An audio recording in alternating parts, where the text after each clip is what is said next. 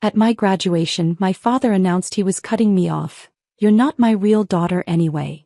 The room gasped. I smiled, walked to the podium and said, "Since we're sharing DNA secrets." I pulled out an envelope. His wife's face turned white as I revealed, "You're not my real daughter anyway." The words hit the graduation ceremony like a bomb. Every conversation stopped. Every phone stopped recording. Even the baby in the third row stopped crying. I stood there on the gymnasium floor, halfway to the stage, my name still echoing from the speakers. Zoe Richardson. That was supposed to be my cue to walk across, shake hands, grab my diploma, and smile for the cameras like every other graduate today. Instead, my adoptive father had just disowned me in front of 400 people. Before we continue with this explosive family drama, I want to thank you for joining me in sharing these powerful stories of standing up for yourself. If you believe everyone deserves respect and the truth should never be hidden, please consider subscribing. It's free and helps us reach more people who need to hear this. Now let's see how this unfolds. "I'm cutting you off, permanently," Ethan continued, his voice carrying across the dead-silent auditorium. He was standing in the fourth row, arms crossed like he was delivering a business presentation. No college fund. No family support. Nothing. The gasp started then. Whispered, "Oh my gods, and did he really just say that?" rippled through the crowd. I could see phones turning toward us, recording everything. Tomorrow this would be all over social media. The girl who got dumped by her dad at graduation. Except they had no idea what was really happening here. Michelle, his wife, was tugging at his sleeve, hissing something I couldn't hear. Her face had gone white as her designer dress. The baby in her arms, his baby according to Ethan, started fussing again like even he could sense the tension. I should have been devastated. Should have run off that gymnasium floor in tears. That's what Ethan expected. That's what everyone expected. Dad, I smiled. Not a sad, broken smile. Not an embarrassed, apologetic smile. A real one. The kind that made my eyes crinkle at the corners. The kind Caitlin used to say lit up my whole face. Because Ethan had just given me the perfect opening. "Well," I said loud enough for the microphone to pick up my voice, "since we're sharing family secrets." I reached into my graduation folder and pulled out a white envelope. The same envelope I'd been carrying around for 3 weeks, waiting for exactly this moment. The same envelope that contained information that would destroy Ethan's perfect little world. The principal tried to wave me toward the diploma table, clearly wanting to move past this awkward interruption. But I wasn't done. Not even close. I walked to the podium instead. "Since Ethan wants to talk about DNA," I said, adjusting the microphone, "let me share something interesting about genetics." The auditorium was so quiet I could hear the air conditioning humming. Every single person was leaning forward in their seats. This was better than any graduation speech they'd expected. Michelle's face wasn't just white anymore. It was gray. She was shaking her head frantically, mouthing "no" over and over.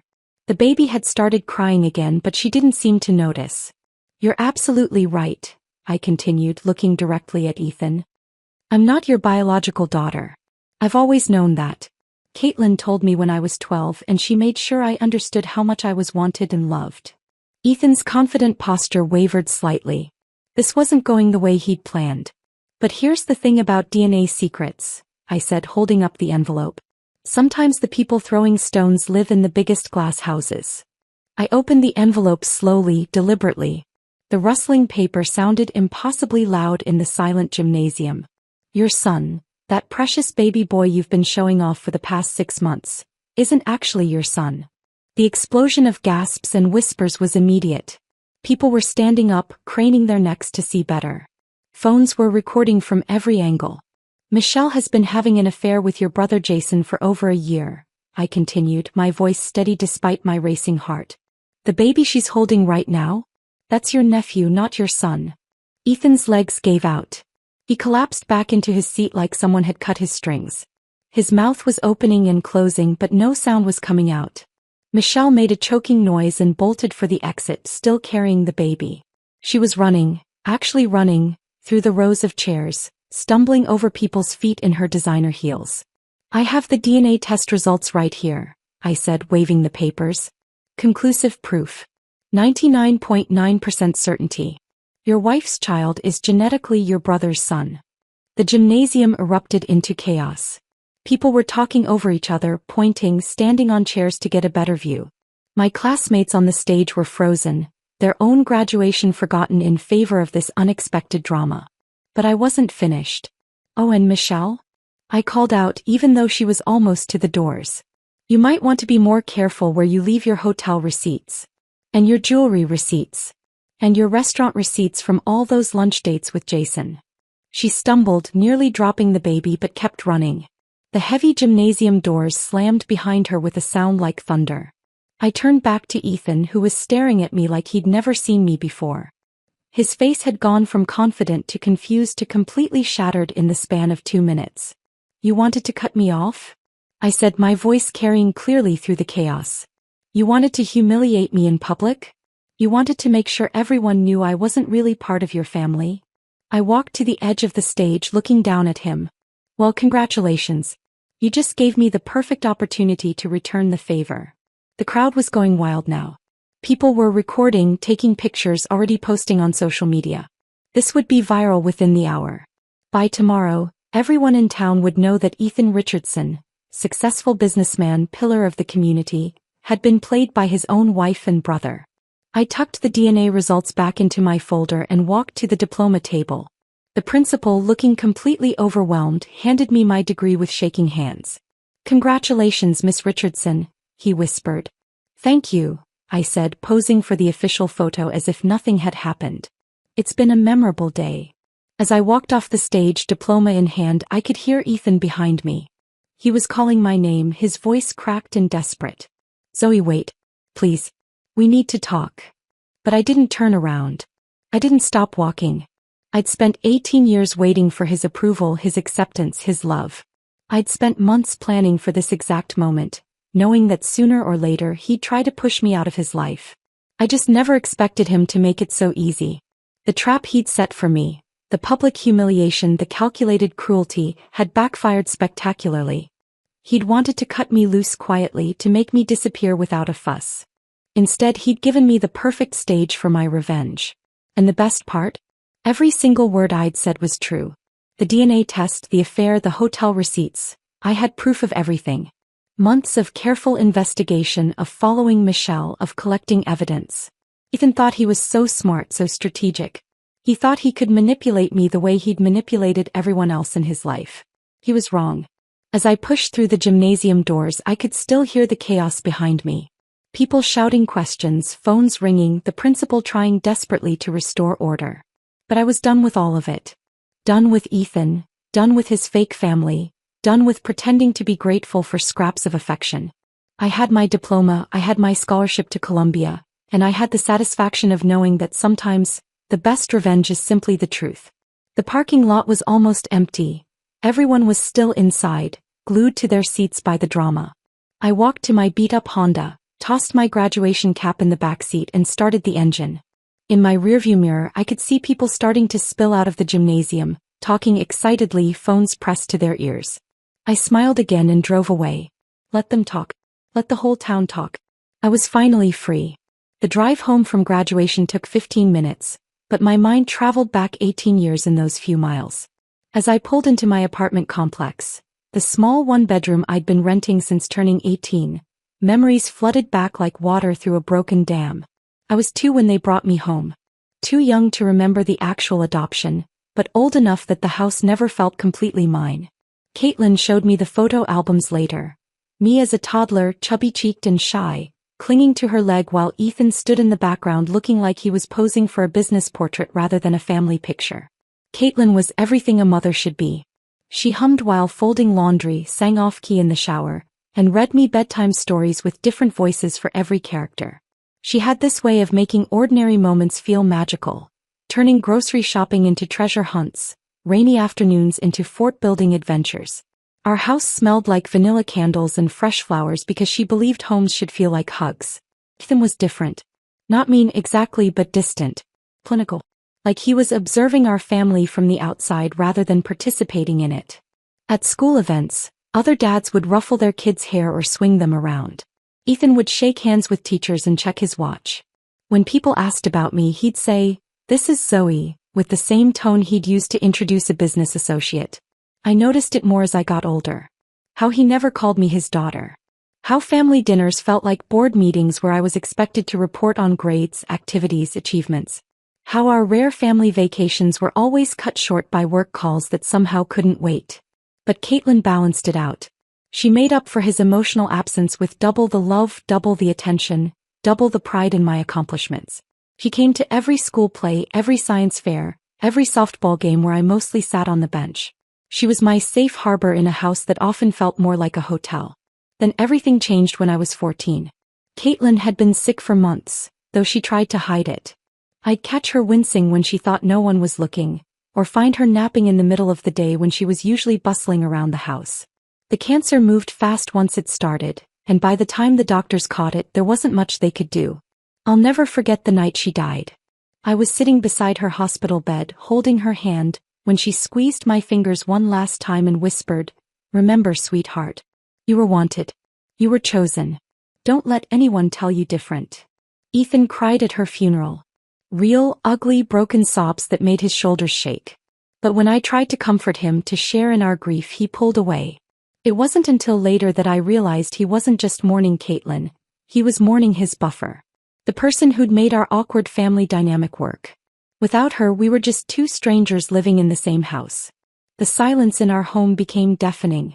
Dinners were eaten without conversation. Caitlin's empty chair sat between us like a chasm. I tried to fill the quiet with updates about school, friends, anything that might spark some connection. Ethan would nod and make appropriate sounds, but his eyes were always somewhere else. 6 months after the funeral, he brought Michelle home. She was nothing like Caitlin. Where my mom had been soft and nurturing, Michelle was sharp and polished. She wore heels to the grocery store and never had a hair out of place. Her laugh was too loud, her smile too perfect, her interest in me too obviously fake. "Oh, you must be the daughter," she'd gushed the first time we met, like I was some curious artifact rather than a grieving teenager. "Ethan's told me so much about you." He hadn't, of course.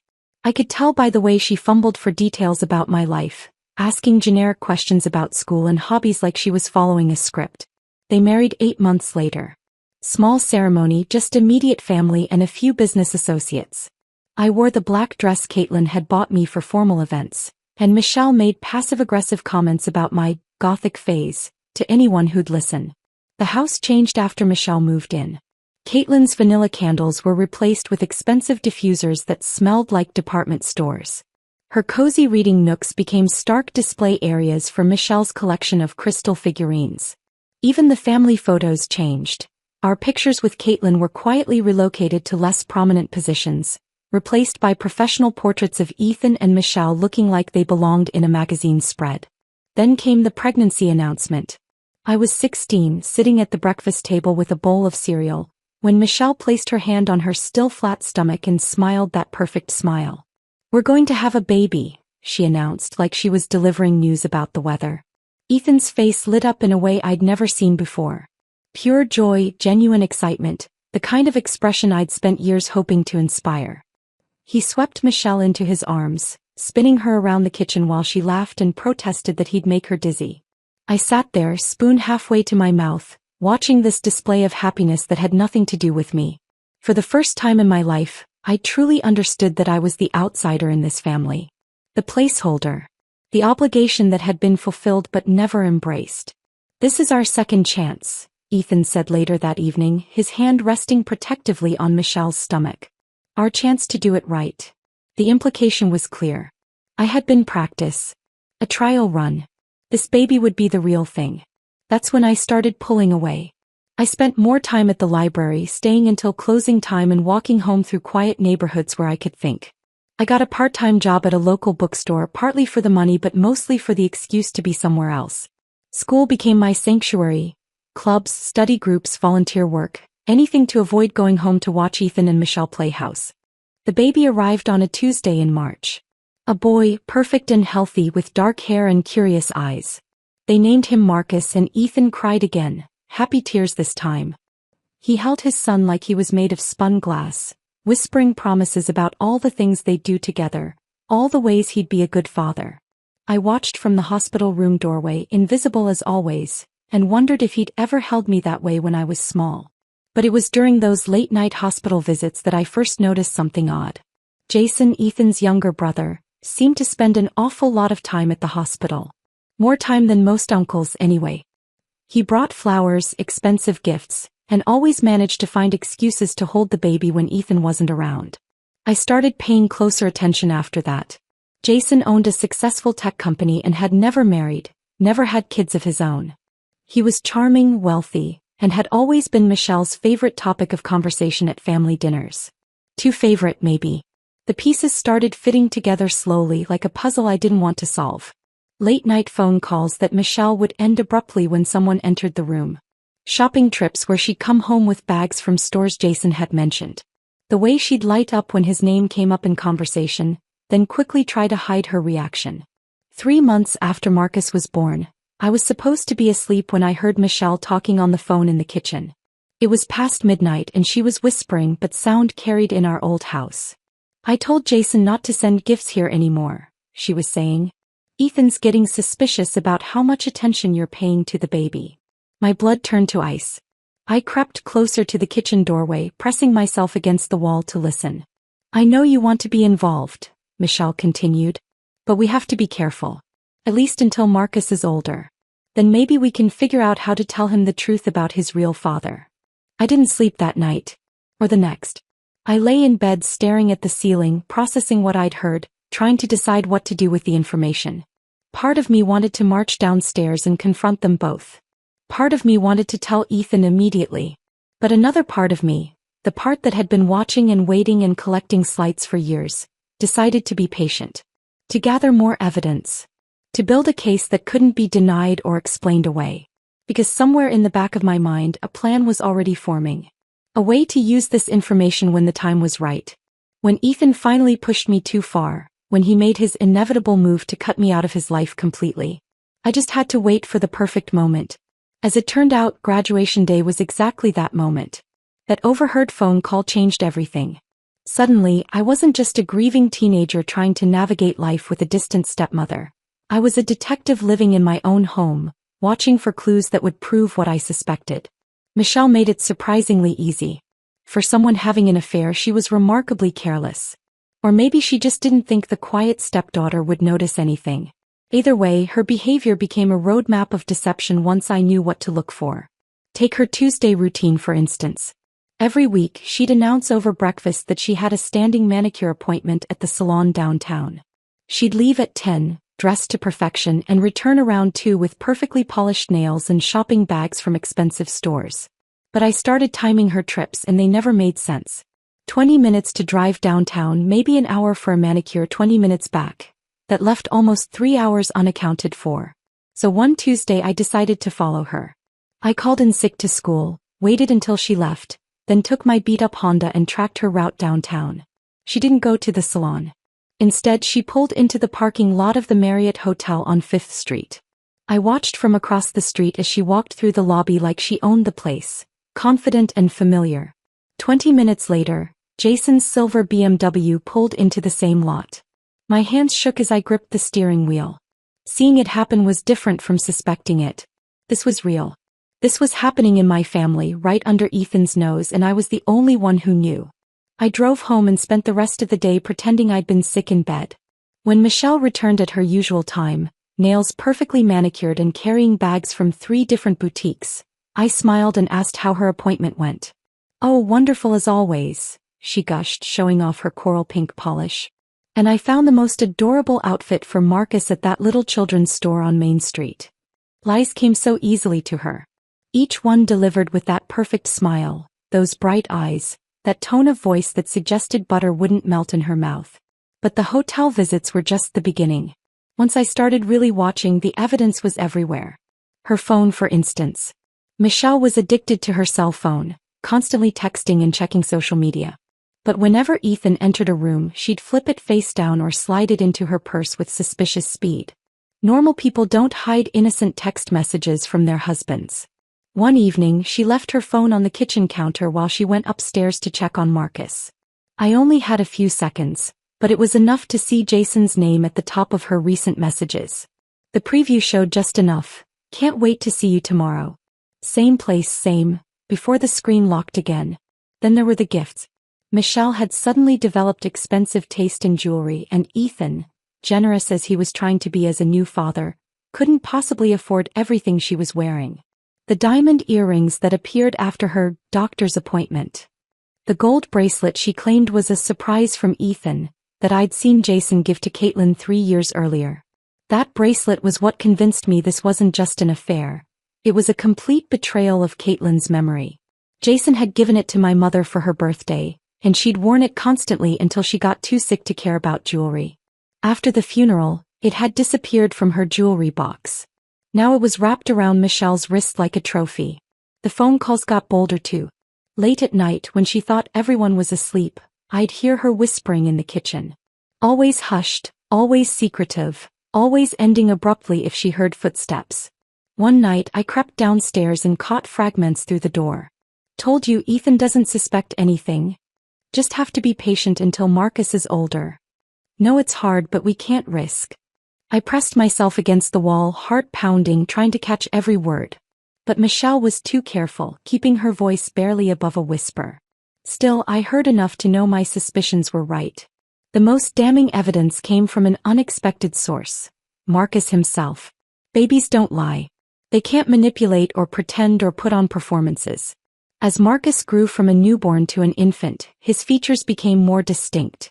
And anyone with eyes could see he looked nothing like Ethan. Where Ethan had blue eyes and straight brown hair, Marcus had dark, almost black eyes and hair that curled at the edges. His hands were long and slender like Jason's.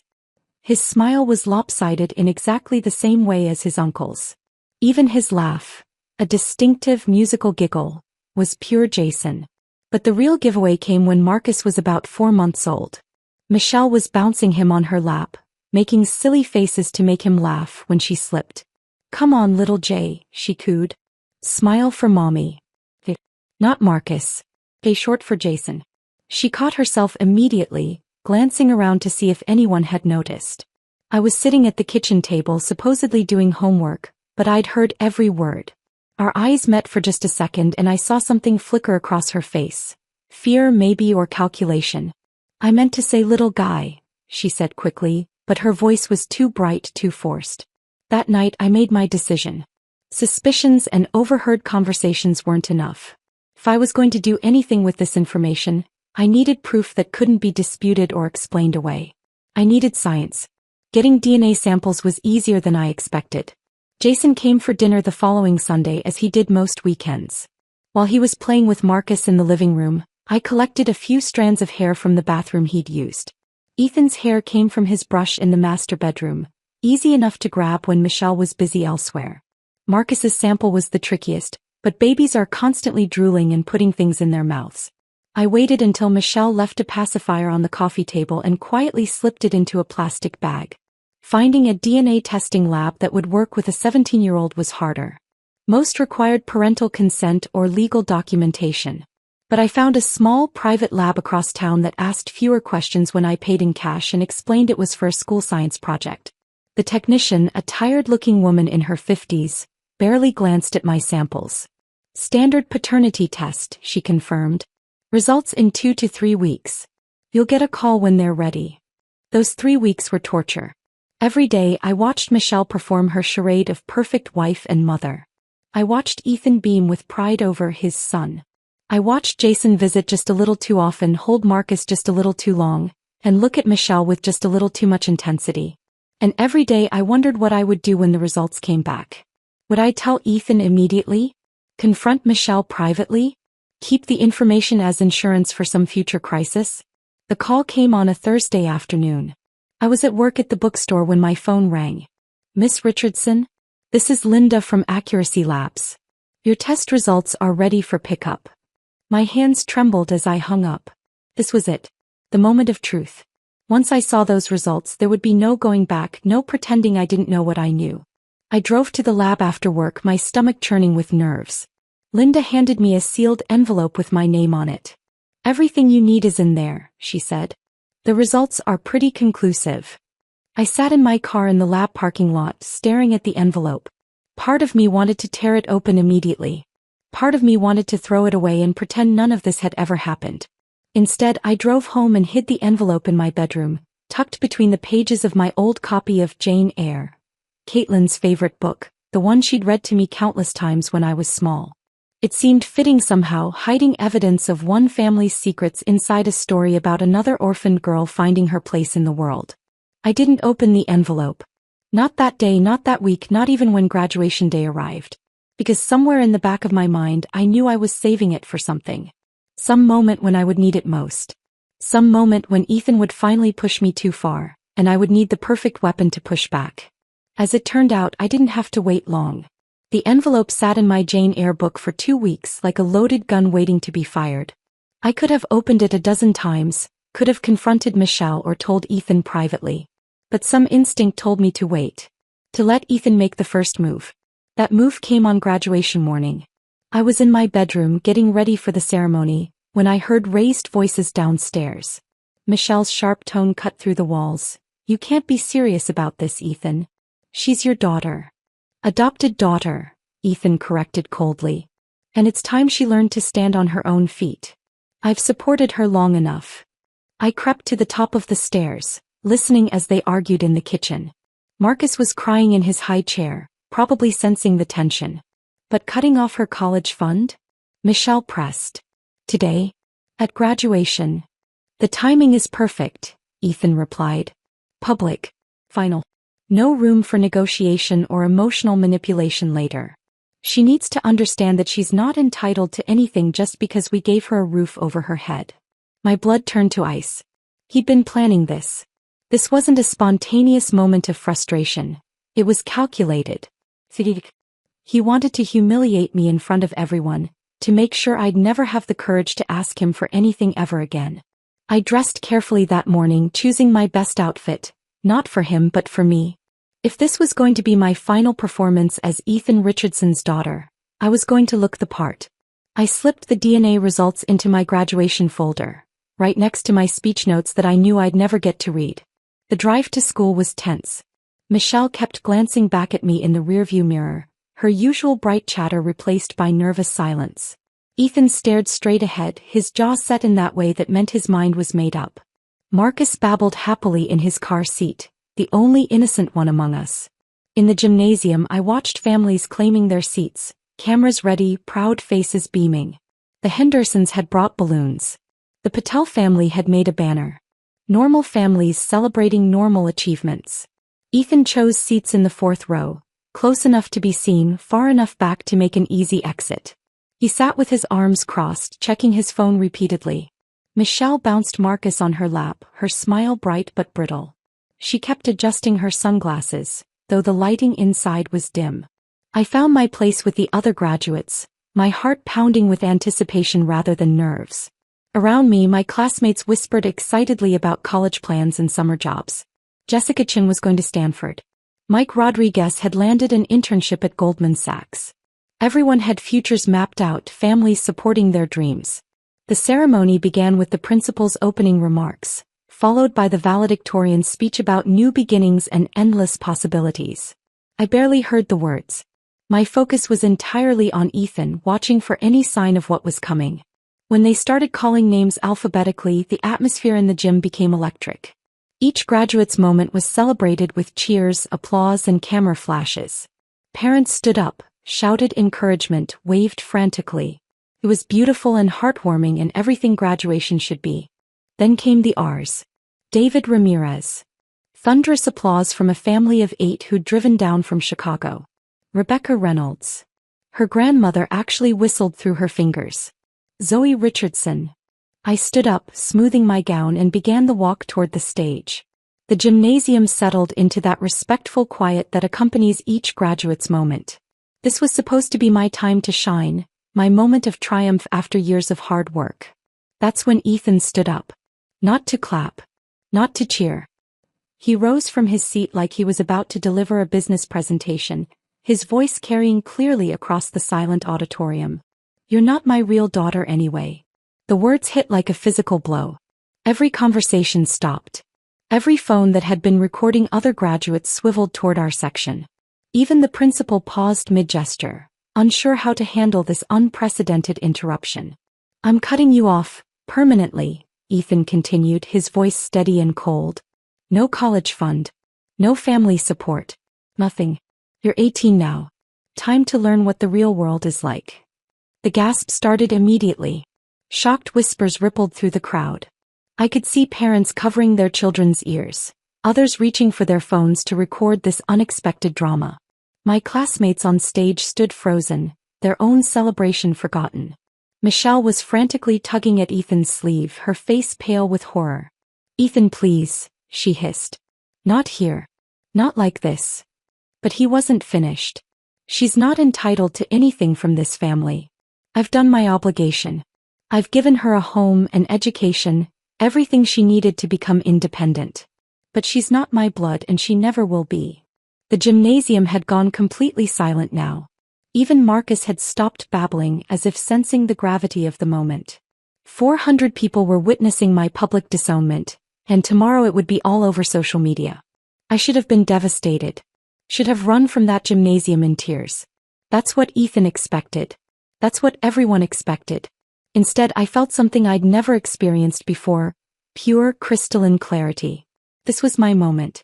Not the moment he'd planned for me, but the moment I'd been waiting for without knowing it. He'd just given me the perfect opening, the perfect stage, the perfect audience for what I was about to do. I walked to the podium instead of the diploma table. The principal tried to redirect me, but I shook my head gently. I need to say something, I said, my voice carrying through the microphone. The auditorium was so quiet I could hear the air conditioning humming. Every single person was leaning forward, waiting to see how this would unfold. Since we're sharing family secrets, I began, my voice steady despite my racing heart, I think it's only fair that everyone knows the whole truth. I reached into my graduation folder and pulled out the envelope. The same envelope that had been waiting patiently in my Jane Eyre book for 2 weeks. The same envelope that contained the ammunition I needed to turn this humiliation into something else entirely. You're absolutely right, Ethan, I continued, deliberately using his first name instead of calling him Dad. I'm not your biological daughter. I've always known that. My mother, my real mother, Caitlin, told me the truth when I was old enough to understand it. She made sure I knew how wanted I was, how loved I was. Ethan's confident posture began to waver. This wasn't going according to his script. But here's something you don't know about DNA and family secrets, I said, opening the envelope with deliberate slowness. Your son, that precious baby boy you've been showing off for the past 6 months, isn't your biological child either. The explosion of gasps and whispers was immediate. People were standing up, craning their necks to see better. Phones were recording from every angle. Michelle has been having an affair with your brother Jason for over a year, I announced, my voice carrying clearly through the chaos. The baby she's holding right now? That's your nephew, not your son. Ethan's face went through a series of transformations. Confusion, disbelief, dawning horror. His legs seemed to give out and he collapsed back into his seat like someone had cut his strings. Michelle made a choking sound and bolted for the exit, still clutching Marcus.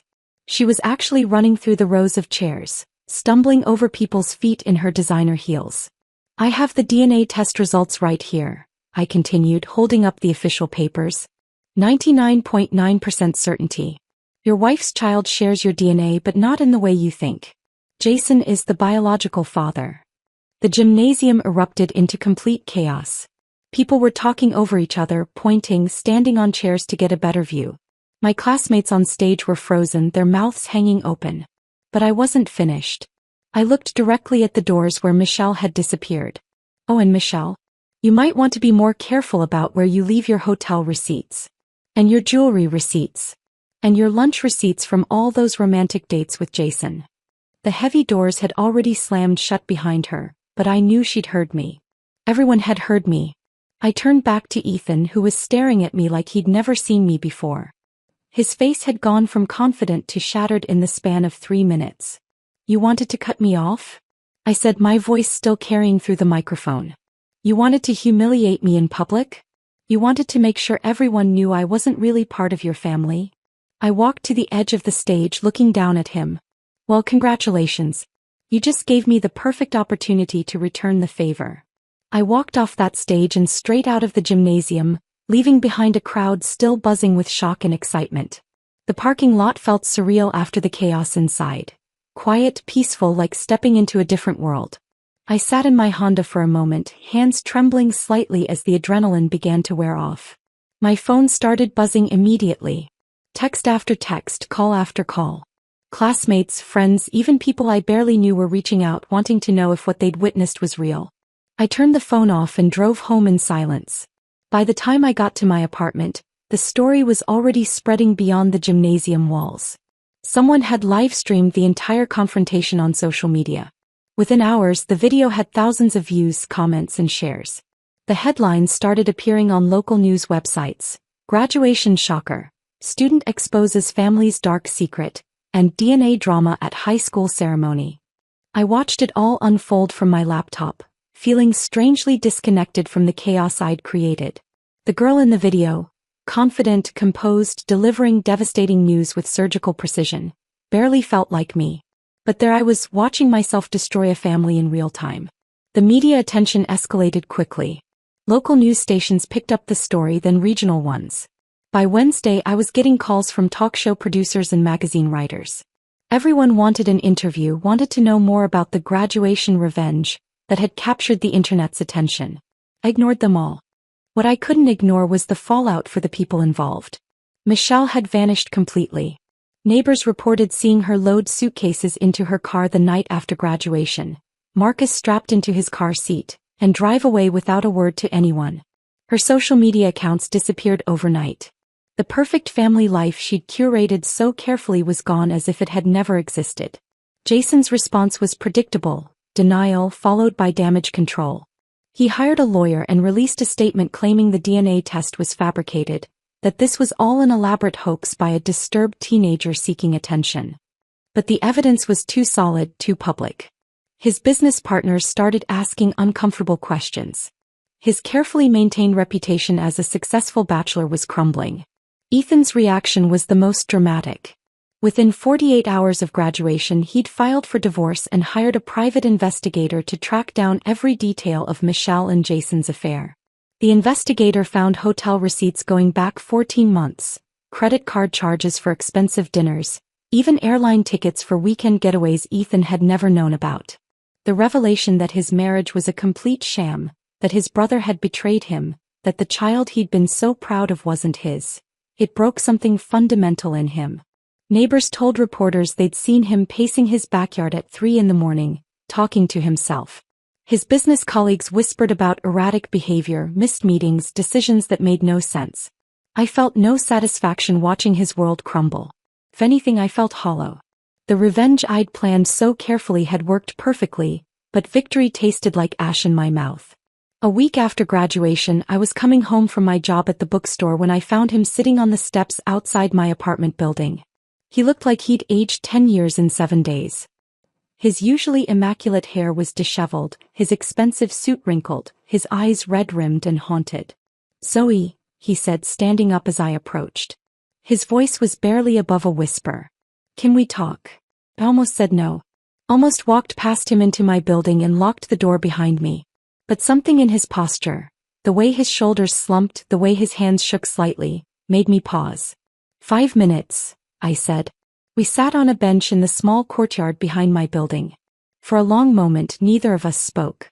A jogger passed by, headphones in, oblivious to the drama playing out on a random Wednesday evening. "You were right to expose it," Ethan finally said. His voice cracked on the words. "I just wish I had protected you sooner. I wish I had been the father you deserved instead of the coward I was." I'd imagined this conversation 100 times, pictured myself cold and triumphant, maybe even cruel. But sitting there beside this broken man who'd raised me for 16 years, all I felt was tired.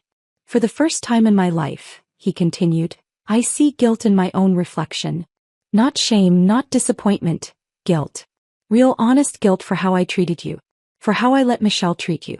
For how I stood by and watched Jason manipulate all of us."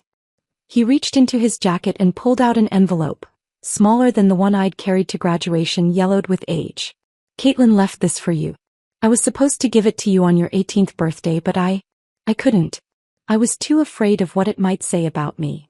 My hands trembled as I took the letter. Caitlin's handwriting on the front. For my darling Zoe when she's old enough to understand. She knew, Ethan said quietly. About Michelle. About Jason. She figured it out months before she died, but she never said anything. She wanted to protect you from the ugliness of it all. I opened the letter carefully, afraid it might crumble in my hands. Caitlin's familiar handwriting filled 2 pages. Words written with the shaky hand of someone fighting a losing battle with cancer. My dearest Zoe. If you're reading this, it means I'm gone and Ethan has finally found the courage to give you what's rightfully yours. I pray it also means you're old enough to understand what I'm about to tell you. I know about Michelle and Jason. I've known for months. I see the way they look at each other, the careful way they avoid being alone together when others are watching, the guilty way they spring apart when someone enters a room unexpectedly. I could confront them. I could tell Ethan. I could destroy them the way they're destroying our family. But I won't. Because you don't need that poison in your life. You deserve better than to grow up in a house filled with accusations and betrayal and broken trust.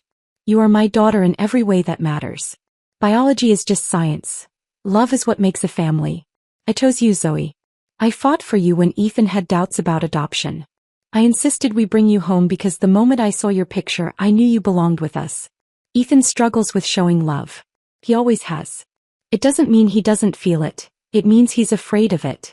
He lost his parents young, and he spent his whole life building walls to protect himself from that kind of pain again. Those walls keep out hurt, but they also keep out joy. Be patient with him. He loves you more than he knows how to show. And when the time comes, and you'll know when it does, help him tear down those walls. You have the strength I never had, the fire I never possessed. Use it to heal, not just to fight. I may not be there to see you graduate, to walk you down the aisle, to hold your children. But I am with you always in every choice you make, every kindness you show, every moment you choose love over fear. You're wanted. You're loved. You are enough. Forever your mother, Caitlin. By the time I finished reading, tears were streaming down my face. Beside me, Ethan was crying too, quiet, broken sobs that came from somewhere deep inside. I failed her, he whispered.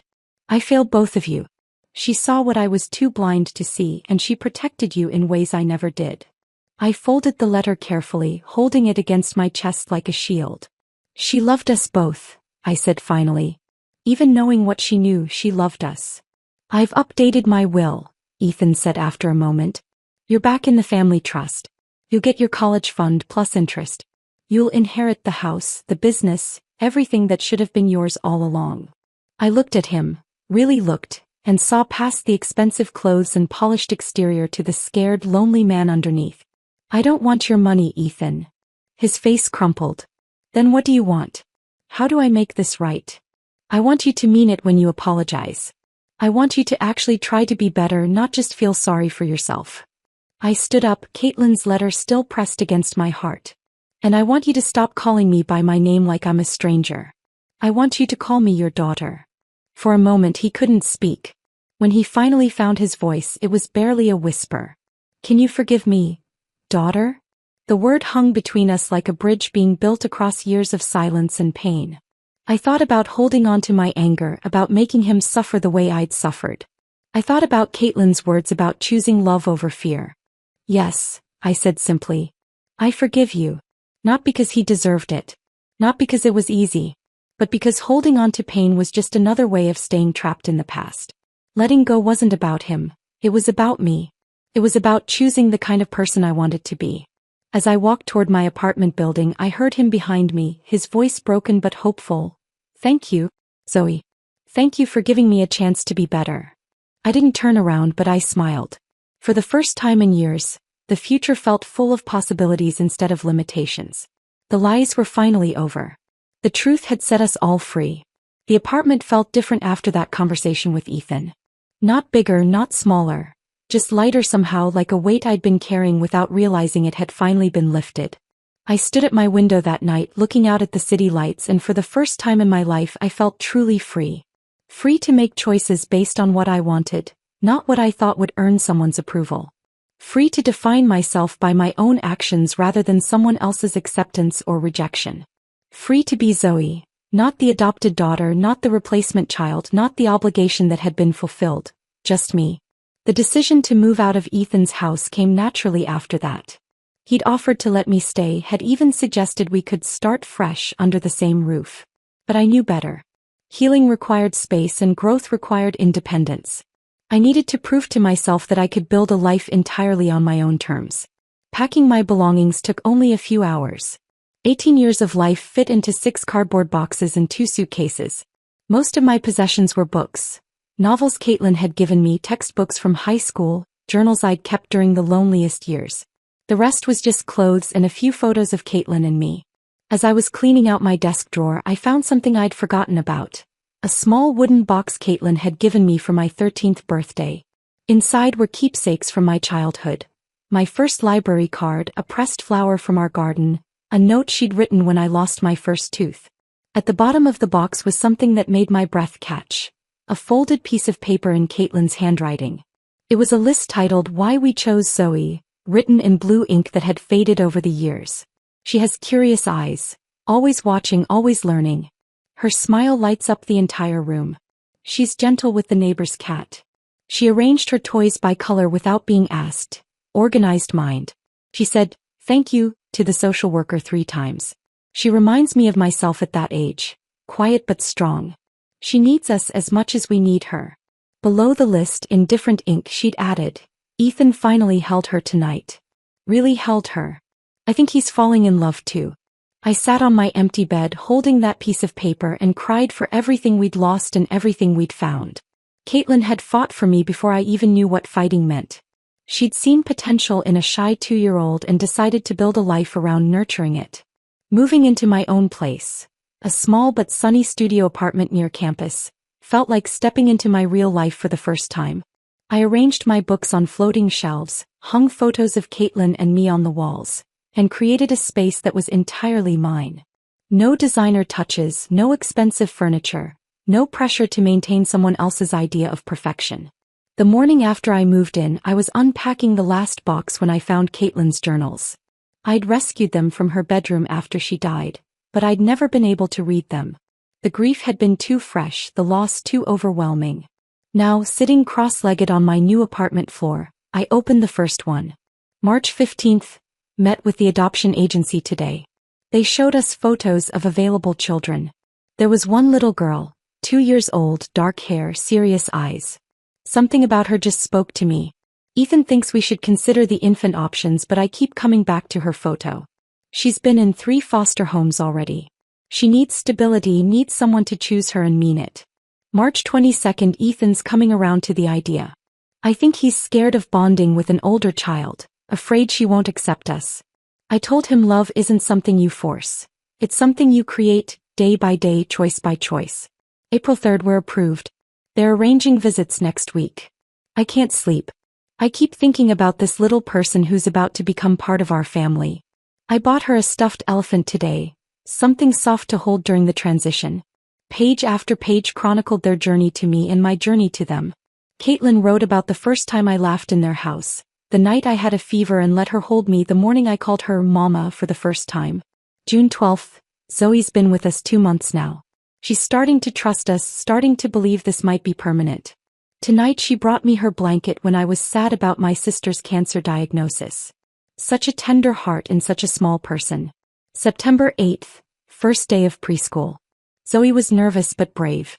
She held my hand all the way to the classroom, then squared her shoulders and walked in like she owned the place. Ethan said she gets that determination from me.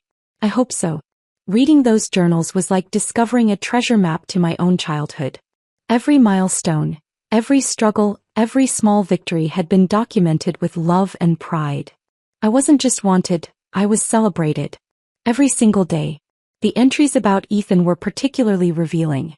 Caitlin wrote about his slow warming to fatherhood, his awkward attempts at connection, his genuine love buried under layers of fear and insecurity. November 20th, Ethan read Zoe 3 bedtime stories tonight. She fell asleep holding his hand. When I found him later, he was crying. I didn't know I could love someone this much, he said. What if I mess this up? I told him the fact that he's worried about messing up means he won't. Those words hit me like a revelation. Ethan's distance hadn't been indifference, it had been fear. Fear of loving too much, of losing what he loved, of being inadequate as a father. Caitlin had understood him in ways I never could at the time. A week after moving into my new place, I got a call from the Family Support Center downtown. They'd seen the news coverage of my graduation speech and wanted to know if I'd be interested in volunteering with their adoption and foster care program. "We need people who understand what it's like," the program director Maria explained during our meeting. "Kids who can speak from experience about the challenges and the possibilities." I started volunteering that same week. Every Tuesday and Thursday evening I'd sit with small groups of children. Some waiting for placement, others newly adopted, all of them trying to figure out where they belonged in the world. The kids ranged in age from 6 to 17, each carrying their own complicated story. There was Emma, 8 years old, who'd been in 4 homes in 2 years and had stopped believing anyone would keep her. David, 14, who was angry at the world and determined to push away anyone who tried to get close. Sarah, 10, who was perfectly behaved because she thought being good enough would make her permanent. I didn't give speeches or lectures. Mostly I just listened. And when they were ready to hear it, I shared pieces of my own story. "Do you hate your dad?" Emma asked one evening. We were sitting in the center's art room, working on a collage project. Her little hands were covered in glue and glitter, but her eyes were serious. "No," I said, cutting out a paper star. "I used to think I did. But really I was just hurt. And anger felt easier than hurt." "But he was mean to you," she persisted. "At your graduation thing. I saw it on YouTube." I looked at this little girl who'd been rejected more times than any child should be, and I chose my words carefully. "He was scared. Sometimes adults do mean things when they're scared, just like kids do. But that doesn't make it okay, and it doesn't mean you have to keep letting them hurt you. So what do? You decide who you want to be regardless of what they do. You choose kindness even when others choose cruelty. You build your own family with people who love you for who you are." Emma smiled then, a real smile, not the careful one she usually wore. "Can I be in your family?" I felt my heart break and heal at the same time. "You already are, sweetheart. Everyone in this room is family." 3 months after graduation, Ethan showed up at the center during one of my volunteer sessions. I was surprised to see him in the lobby, looking uncertain and out of place among the children's artwork and motivational posters. "I hope it's okay that I came," he said when I approached. "I wanted to see what you're doing here." I introduced him to Maria, who gave him a tour while I finished my session with the kids. When I emerged from the art room an hour later, I found him sitting quietly in the corner, watching a group of teenagers play board games. "They remind me of you," he said as we walked to the parking lot together. "Resilient. Stronger than they know." We started having dinner together after that. Nothing fancy, just quiet meals where we slowly learned how to talk to each other. He told me about his childhood, about losing his parents in a car accident when he was 16, about how that loss had shaped his fear of attachment. I told him about college plans, about my work at the center, about the person I was becoming. "I'm proud of you," he said one evening over Chinese takeout in my little apartment. "Not because of what you accomplished or what you exposed, but because of who you've chosen to be despite everything." Those words would have meant everything to me once. Now they were just nice to hear. A bonus, not a necessity. My worth wasn't dependent on his approval anymore. 6 months after graduation, I received an unexpected package with no return address. Inside was a photo album filled with pictures I'd never seen: me as a toddler, laughing in Caitlin's arms. Me at 3, helping plant flowers in the garden. Me at 5, dressed as a princess for Halloween, standing between Caitlin and Ethan like I owned the world. On the last page was a note in handwriting I didn't recognize. Asterisk, "Your mother kept these in her bedside table. She looked at them every night before she went to sleep. She wanted you to know how much joy you brought to her life. A friend." Asterisk. I never found out who sent that album, but I didn't need to. It was enough to know that Caitlin's love for me had been so evident that even strangers could see it. Standing in my apartment that day, surrounded by the life I'd built entirely on my own terms, I finally understood what freedom really meant. It wasn't the absence of family or obligation or connection. It was the presence of choice, the power to decide what those things meant to me. I was Zoe Richardson, daughter of Caitlin, and in his complicated way Ethan too. I was a volunteer, a college student, a survivor, a woman who'd learned that the best revenge is simply becoming impossible to ignore. The girl who'd stood on that graduation stage 6 months ago had been fighting for recognition, for acknowledgement, for her place in a family that had never quite felt like home. The woman looking back at me in the mirror was something entirely different. Someone who'd stopped asking permission to exist and started insisting on being seen exactly as she was. That transformation, I realized, was worth more than any diploma. If this story of graduation revenge had you on the edge of your seat, hit that like button right now. My favorite part was when Zoe pulled out that DNA test and watched Michelle's face turn white as she realized her secret was exposed. What was your favorite moment? Drop it in the comments below. Don't miss more thrilling stories like this. Subscribe and hit that notification bell so you never miss an upload.